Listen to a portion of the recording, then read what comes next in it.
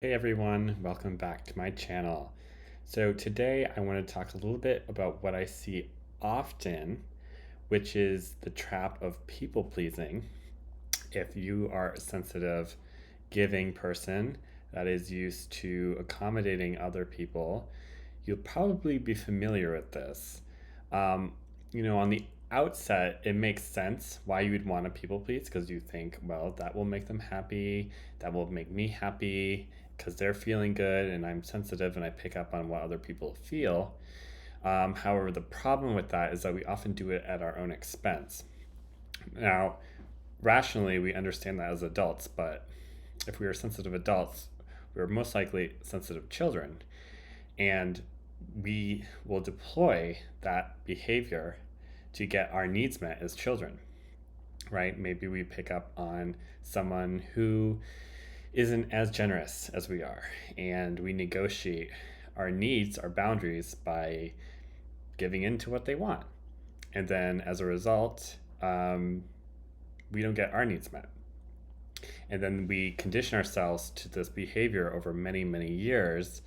And then lo and behold, as adults, it becomes really difficult to stop doing it. Even though we know it's not good for us, uh, that doesn't necessarily factor into the behavior. Knowing what something's good for or not good for us and doing it are two separate functions in the brain, right? We can know something, but whether or not we actually implement that knowledge is another issue. And so, if you're a people pleaser or a recovering people pleaser, know that it's not in vain. There's a reason you do it, and there's a reason you can, a way to undo it.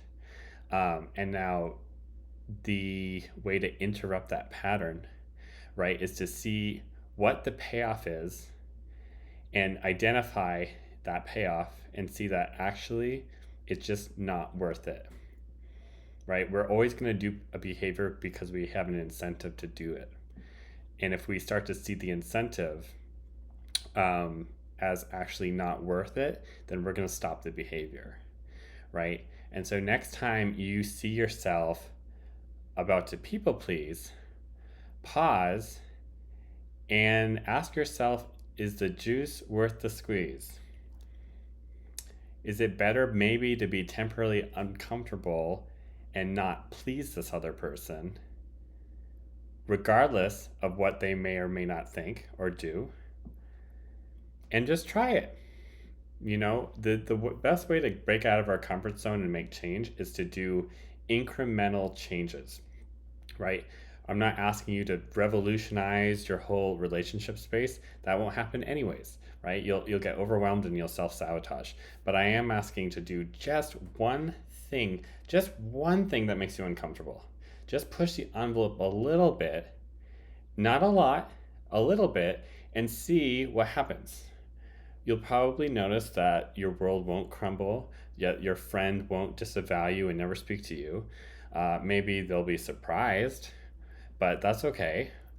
Um, it's better that they're surprised than you continuously do behavior that undermines um, your needs and your desires in a relationship.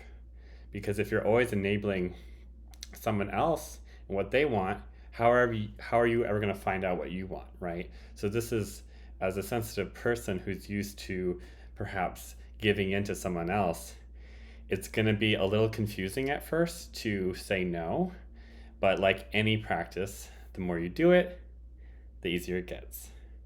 So that's my video today. I Grow with Liam. This channel is really about helping people break through their mental blocks where they're stuck using energy psychology, um, and just creating better and greater outcomes for your life. So thanks guys for tuning in, and I look forward to seeing you next.